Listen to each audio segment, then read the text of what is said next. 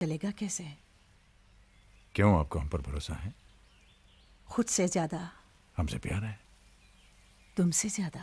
बस फिर चिंता की क्या बात है। आप हमारे साथ हैं तो हम जग जीत सकते हैं। आओ गृह प्रवेश करें। ए मोटा भाई, हाँ? हेमंत भाई। नमस्ते शांति बहन। अरे पूजा आओ। हेमंत भाई यही थे हमारे तन्हाई के साथी। नमस्ते। नमस्ते। आज हमको पता चला कि मोटा भाई आपके बगैर इतने दुखी क्यों थे। अरे हमने तो इनको देखकर ही पहचान लिया कि यही भाभी जी हैं। बागबान में मोटा भाई ने इनकी खूबसूरती का इतनी बार जिक्र किया है कि ये बागबान की बात आपको? अच्छा तो हम आप ही के यहाँ छोड़ आए थे। तो अच्छा हुआ ना, भूल आए। लंदन के न्यू वेव पब्लिकेशन हाउस ने उसे छापने का नक्की किया है मोटा भाई। क्या बात कर रहे हैं? अरे ये देखो, एडवांस का चेक 10 लाख रुपए का 10 चेक लाख? है। 10 लाख? 10 लाख? हाँ 10 लाख पूजा? 10 लाख? 10 लाख। 10 लाख? अरे जे 10 लाख का शोर कैसा है भैया? अरे राम अवतार भैया हमारी किताब छप रही है। क्या कह रहे हो? हाँ।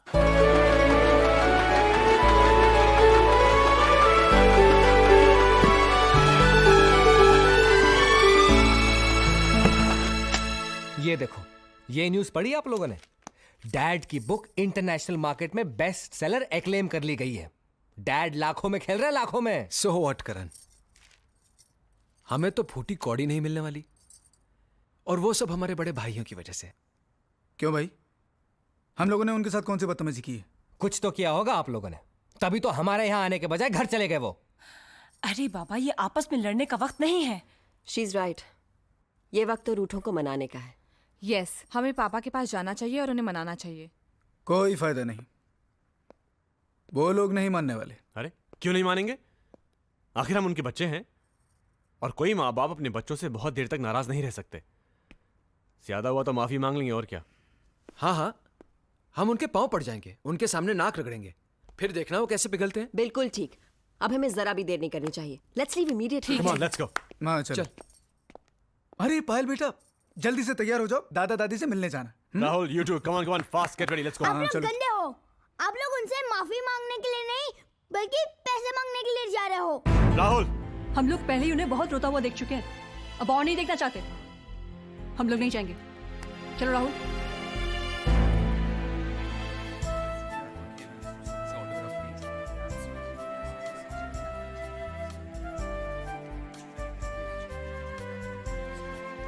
देख रहे हैं मिस्टर मल्होत्रा, अपने खिलाए बाग का जादू।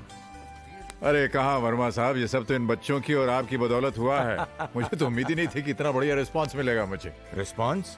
अजी फर्स्ट एडिशन हाथों हाथ बिक चुका है, दूसरा प्रेस में है। ये लीजिए अपनी अमानत। ये अरे लेते जाइए साहब, ये बागबान अभी न जाने और कितने गुल खिलाएगा। अरे हाँ, नेक्स्ट वीक आपके सम्मान में हम एक कार्यक्रम कर रहे हैं। आप तो आइएगा ही, हम परिवार को भी लेके आइएगा।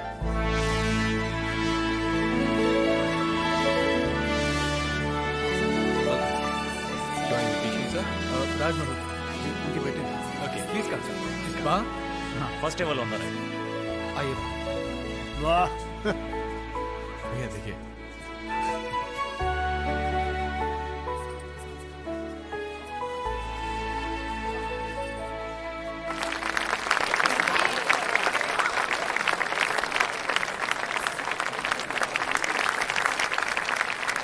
डैड,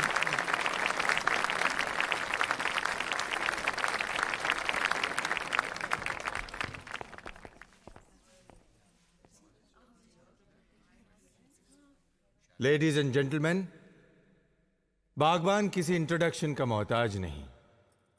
इसके ऑथर का बुकर अवार्ड से सम्मानित किया जाना अपने आप में बागबान की सफलता की कहानी कहता है। इससे पहले कि मैं मिस्टर राज मल्होत्रा से बागबान पर रोशनी डालने की रिक्वेस्ट करूं, मैं चाहूंगा कि उनका बेटा अपने पिता के बारे में कुछ कहे, और इसीलिए मैं स्टेज पर आने के लिए रिक्वेस्ट करता हूं कमन भैया, all the best. Mister Alok Raj से। आलोक जी प्लीज।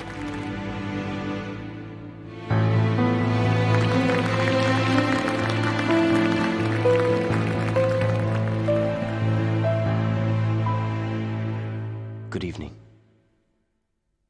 आपने अक्सर सुना होगा कि भगवान को किसने देखा है। ये तो एक फेथ, श्रद्धा और अकीदे की बात है, लेकिन मैं आपसे कह सकता हूं कि मैंने भगवान को देखा है। जीते जागते, हंसते बोलते, हर खुशी, हर गम में, हर इम्तिहान, हर हाल में देखा है। और वो कोई और नहीं, मेरे बाबूजी हैं। मैं एक अनाथ था। मैंने कभी अपने माँ बाप को नहीं देखा और न ही कभी मुझे उनका प्यार मिला। लेकिन मैं यकीन के साथ ही कह सकता हूं कि अगर वो भी यहां पे होते तो वो भी मुझे इतना प्यार, इतनी मोहब्बत नहीं दे सकते थे जो कि मुझे अपने बाबूजी से मिली है। मुझे मेरे बाबूजी से बहुत कुछ मिला है, तो मैं उनसे कुछ नहीं मांग सकता, लेकिन मैं भगवान से एक चीज जरूर मांग सकता हूं कि वो अपनी दुनिया में मेरे बाबूजी जैसे लोग हमेशा बनाते रहे।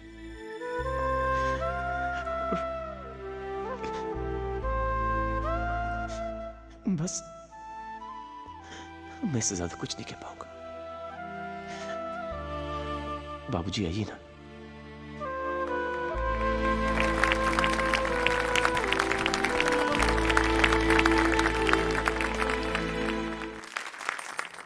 देवियों और सज्जनों, आपने मेरे बारे में अभी जो कुछ भी सुना उस पर बिल्कुल विश्वास मत कीजिएगा।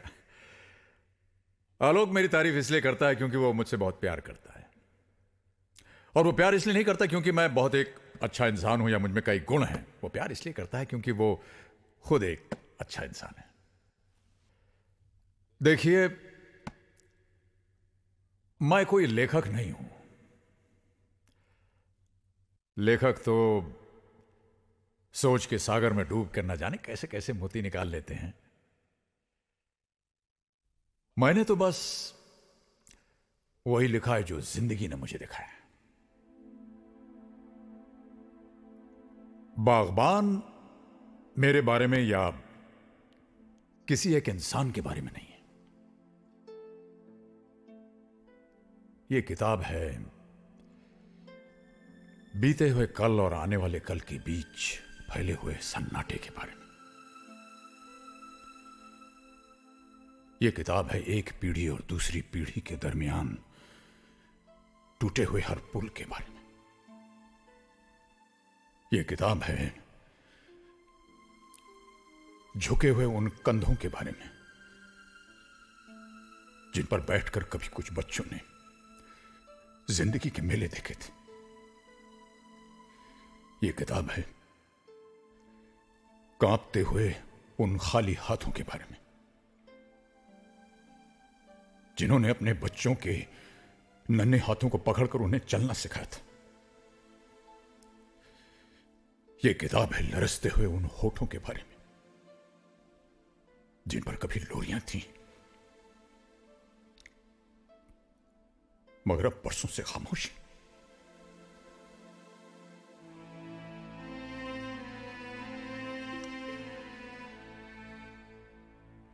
जमाना बदल गया है, जिंदगी बदल गई है।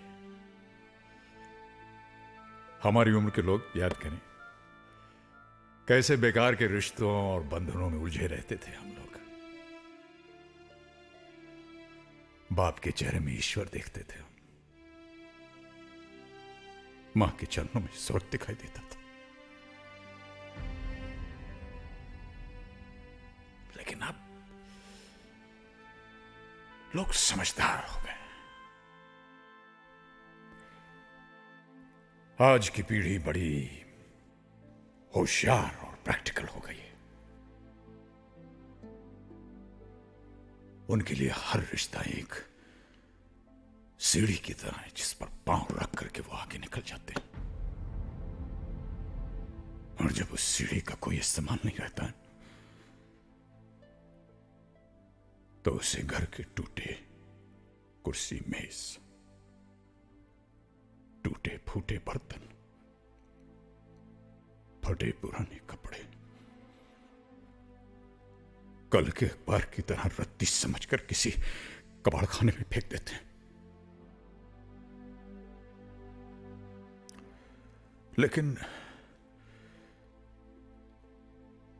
जिंदगी सीढ़ी की तरह ऊपर नहीं जाती।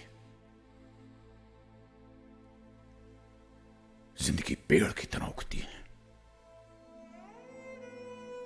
मां बाप किसी सीढ़ी के पहले पायदान नहीं होते।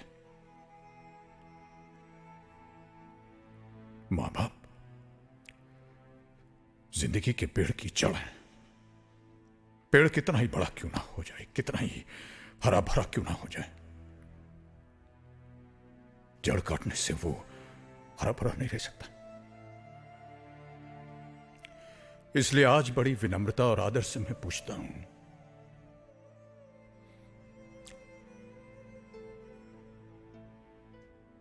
कि जिन बच्चों की खुशियों के लिए एक बाप अपनी मेहनत की पाई पाई हंसते हंसते उन पर खर्च कर देता है, वही बच्चे जब बाप की आंखें धुंधली हो जाती हैं तो उन्हें कतरा भर रोशनी देने से क्यों कतराते हैं?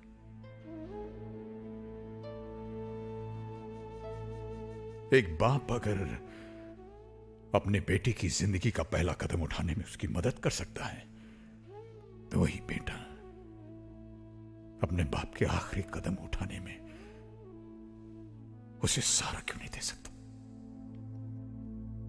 जिंदगी भर अपने बच्चों पर खुशियां लुटाने वाले मां बाप को किस जुर्म में आंसुओं और तन्हाई की सजा सुना दी जाती है?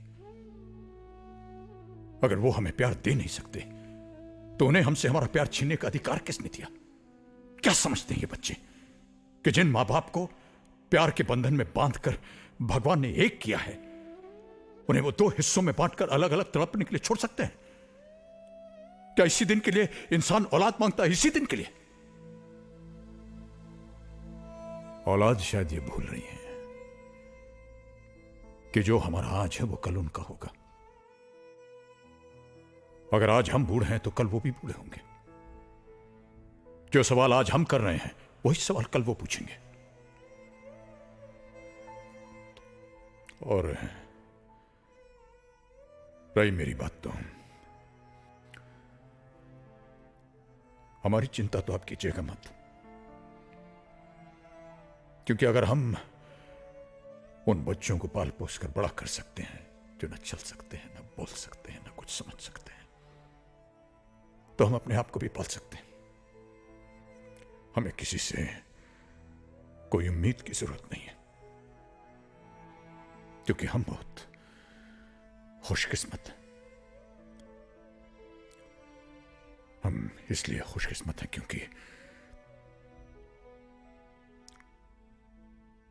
क्योंकि हमें जीवन ने एक ऐसा हम सफर दिया जिसके साथ चलते चलते रास्ते आसान होते गए, जिसके साथ चलते चलते उलझने सुलझती गई, और वो हम सफर है मेरी पत्नी।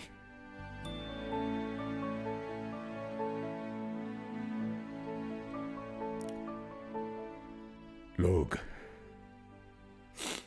अक्सर मोहब्बत करते हैं, लेकिन ये बात जितनी बार कहनी चाहिए कहते नहीं। मैं ऐसी कोई गलती नहीं करना चाहूंगा।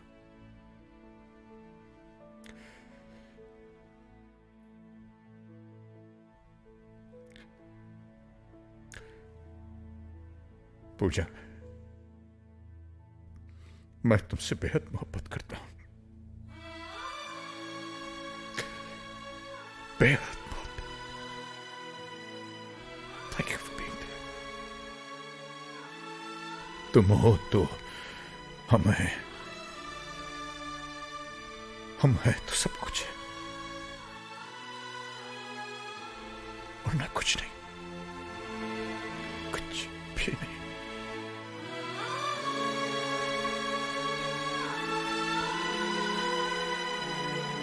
बस यही यही कहना था मुझे।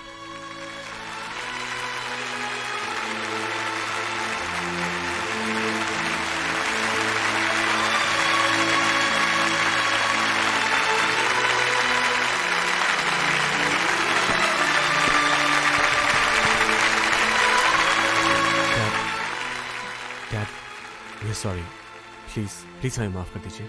डैड हमें माफ कर दीजिए प्लीज। राज साहब, कहाँ से मिले? राज साहब, बागबान अगर आपके परिवार की कहानी होती तो आप क्या करते? जो बच्चे अपने माँ बाप को प्यार नहीं दे सकते, सहारा नहीं दे सकते, मान सम्मान नहीं दे सकते, उन्हें मैं कभी माफ नहीं करता। उन्हें मैं सजा देता, उनसे नाता तोड़ देता।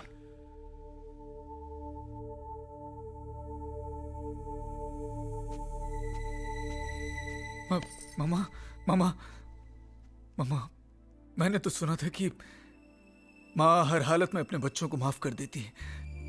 आप हमें माफ नहीं करेगी प्लीज? हाँ, एक माँ के नाते शायद अपने खून को माफ कर सकती हूँ, लेकिन एक पत्नी होने के नाते अपने पति के उन आंसुओं को माफ नहीं कर सकती जिनकी वजह तुम सब हो। कल का पता नहीं, आज तुम सबको देने के लिए मेरे पास कुछ भी नहीं, माफी भी नहीं।